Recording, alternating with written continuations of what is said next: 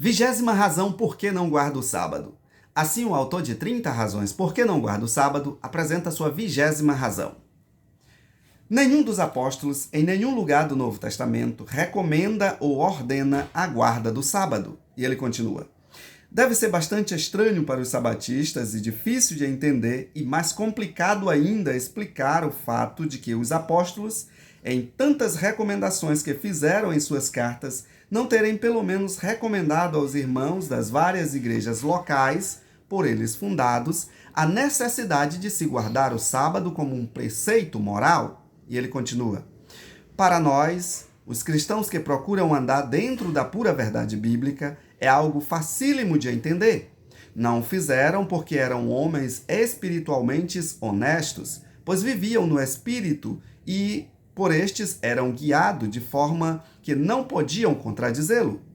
Desde que a lei foi abolida, porque Jesus cumpriu cabalmente desde que Jesus nunca ordenou a guarda do sábado, e baseado no fato de que o Espírito guiava os discípulos em toda a verdade, não poderiam eles fazer de outra maneira. Os apóstolos foram guiados pelo Espírito Santo, o Espírito da verdade, e não da mentira e da confusão. E ele cita então aqui 3 textos bíblicos. Mas, quando vos entregastes, não vos dê cuidado de como o que haveis de falar, porque naquela mesma hora vos será ministrado o que haveis de dizer.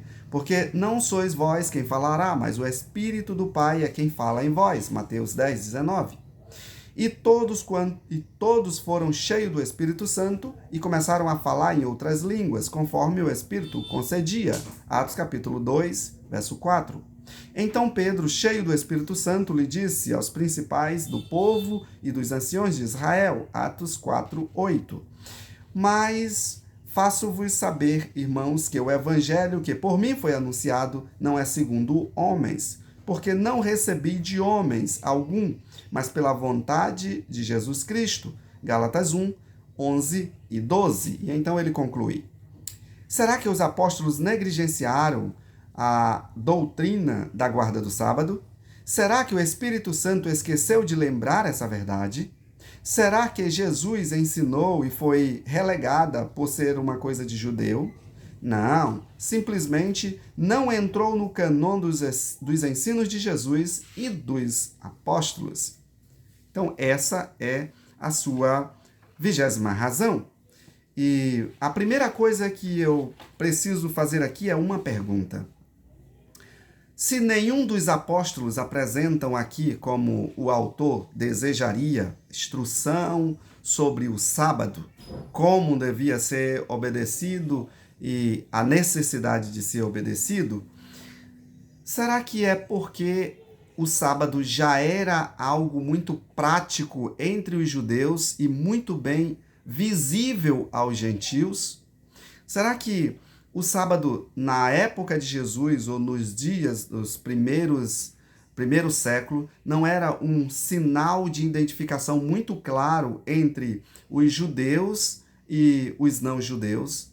Será que os apóstolos não já eram bastante identificados por ser eles homens guardadores ou santificadores do Santo Sábado? Precisamos fazer uma volta no tempo e ver qual era o costume dos homens daquele período, a começar pelo homem modelo, que é Jesus. Eu leio em Lucas capítulo 4, o verso 16, a seguinte descrição acerca de Jesus. Ele foi a Nazaré, onde havia sido criado, e no sábado entrou na sinagoga, como era o seu costume, e levantou-se para ler. Veja, Jesus foi criado em Nazaré guardando o sábado. Era o costume dele estar no sábado, aos sábados, na sinagoga. E qual era o costume de Paulo, um dos apóstolos, aqui de mais relevância, ou que escreveu o maior número de cartas? Bem, nós já vimos que o livro de Atos foi escrito no ano 64 por Lucas. E é exatamente No ano 64, quando Lucas escreve o livro de Tiago, e precisamente no capítulo 17, o verso 2, é que mostramos aqui o costume de Paulo. O verso 2 diz: segundo o seu costume, Paulo foi à sinagoga e por 3 sábados seguintes discutiu com eles com base nas Escrituras. Então, qual era o costume de Paulo? Estar sábado na sinagoga. O mesmo costume de Jesus, ou seja, no sábado, nada de atividade secular. O sábado era santificação, um dia de adoração. E aí nós vemos, agora nós vamos buscar outros homens que estariam ali, sim, junto com Paulo. Nós temos aqui mesmo, no livro de Atos, basta voltar um pouquinho atrás, o capítulo 13, e nós vamos ver aqui Paulo e Silas, né?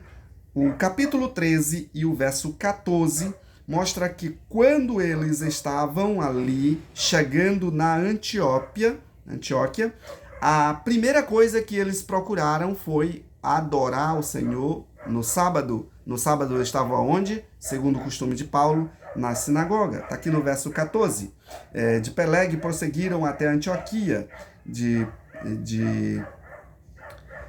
E aí diz, no sábado entraram na sinagoga e se assentaram. Ali eles vão continuar a história, a partir do verso 14, vai continuar que eles ali se apresentaram a todos os presentes ali, a tanto os judeus, quanto aqueles que estavam ali a ouvir e não judeu. O verso 42, olha só, o verso 42 mostra aqui também Paulo e Barnabé. Diz, quando Paulo e Barnabé estavam saindo da sinagoga, o povo convidou para que eles estivessem com eles no sábado seguinte. E aí, o versículo 44 dá a seguinte afirmação. No sábado seguinte, quase toda a cidade se reuniu para ouvir a palavra de Deus. Então veja, quando eles chegam na Antioquia, né, eles buscam adorar o Senhor no sábado. Paulo deixa de ensinar os gentios de um sábado a outro, ou seja, ele só no próximo sábado é que ele reúne novamente, aí diz que quase toda a cidade esteve ali para adorar. Uma clara afirmação, né, do que Lucas está dizendo, que era o seu costume no sábado, ao sábado, fazer ali a pregação do evangelho, porque durante a semana, Paulo fazia o que durante a semana? Ele construía tenda, ele trabalhava na construção de tendas. Foi assim em todos os lugares, em todas as cidades por onde ele passou. Um outro detalhe aqui, muito que merece a nossa atenção, é o capítulo 18. Um pouquinho à frente, o capítulo 18 do livro de Atos mostra aqui, né, Paulo em Corintos. Agora já não é mais, né, na Antioquia, mas agora em Corintos. Paulo em Corintos, ele passou, capítulo 18 e o verso 11, diz que Paulo passou ali 1 ano e 6 meses, ou 1 ano e meio. Foram 1 ano e 6 meses de Paulo ali evangelizando a cidade de Corinto, o povo de Corinto. Agora veja o verso 4. Todos os sábados ele se dirigia na sinagoga e convencia judeus e gregos. Qual era o dia de evangelização de Paulo? Aos sábados. Durante 1 ano e 6 meses, 1 ano e meio, Paulo estava ali na igreja de Corintos pregando todos os sábados. Aqui não existe em nenhum momento do contexto da história aqui do livro de Atos, que foi escrito no ano 64 por Lucas, menção de que ele ensinava no domingo, ou na segunda, ou na terça, mas que ele ensinava aos sábados. Até porque, como nós já vimos, né, se Paulo tivesse escolhido o dia de domingo e apresentando o dia de domingo como dia de santificação e que o sábado não valia mais, é claro que ele não poderia fazer a sua defesa, né, como está descrito lá no capítulo 25, tanto para Festo quanto também para o rei Agripa.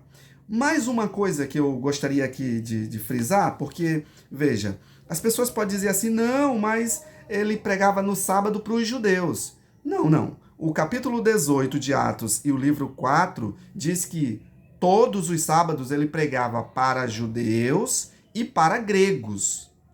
Mas se você acha que aos sábados ele pregava só para os judeus, você é só voltar um pouquinho atrás, o capítulo 13, capítulo Atos, né? Capítulo 16, desculpa, Atos capítulo 16 e o verso 13.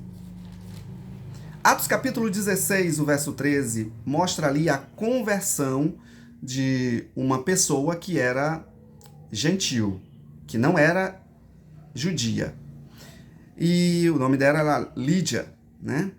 Conversão de Lídia. Onde se deu a conversão de Lídia? O versículo 13, Lucas descreve que Lucas, ele também estava participando aqui dessa viagem, estava participando aqui desse local, ele diz.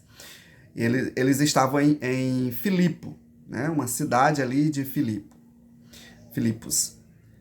Verso 13. No sábado saímos da cidade e fomos para a beira do rio, onde encontrávamos um lugar de adoração. Sentamos e começamos a conversar com as mulheres que para ali tinham ido. Então você imagina, eles estavam em Filipo, não tinha sinagoga ali, mas no sábado eles procuraram um lugar à beira do rio, um lugar bem gostoso, onde eles podiam então estudar a Bíblia. E foi nesse lugar, nesse momento, que eles começaram, né, ao estudo com a mulher chamada Lídia. E ela era uma líder ali daquele lugar e depois se converteu e tornou-se uma grande líder para o Evangelho. Portanto, aqui fica muito claro o costume dos apóstolos, fica muito claro que a necessidade, eles não falaram como deviam porque não havia essa necessidade de se expor tanto ao sábado. Claro isso? Tá claro? O livro de Atos, capítulo 15 e o verso 21, deixa mais claro ainda essa declaração. Tiago, quando ele escreve, né, Atos, capítulo 15, o verso 21, Tiago diz o seguinte: pois desde os tempos antigos Moisés é pregado em todas as cidades, sendo lido nas sinagogas todos os sábados. Então ele vê aqui que não há necessidade de falar detalhes sobre o sábado, porque todos os sábados é apresentado sobre as doutrinas e principalmente sobre a lei moral de Deus. E eu fico assim, muito surpreso quando um cristão, né? Um cristão diz que a lei de Deus foi abolida. E ele deixa aqui bem claro, desde que a lei foi abolida, Jesus cumpriu cabalmente na cruz. Veja, Jesus cumpriu na cruz a lei cerimonial, a lei do carneirinho, de matar um carneirinho, a lei de confessar o seu pecado na cabeça de um carneirinho. Essa lei cerimonial, sim, foi cravada na cruz. Agora você não precisa mais matar um carneirinho. Agora, a lei moral, não. A lei moral não foi abolida. Prova disso? Você quer prova disso?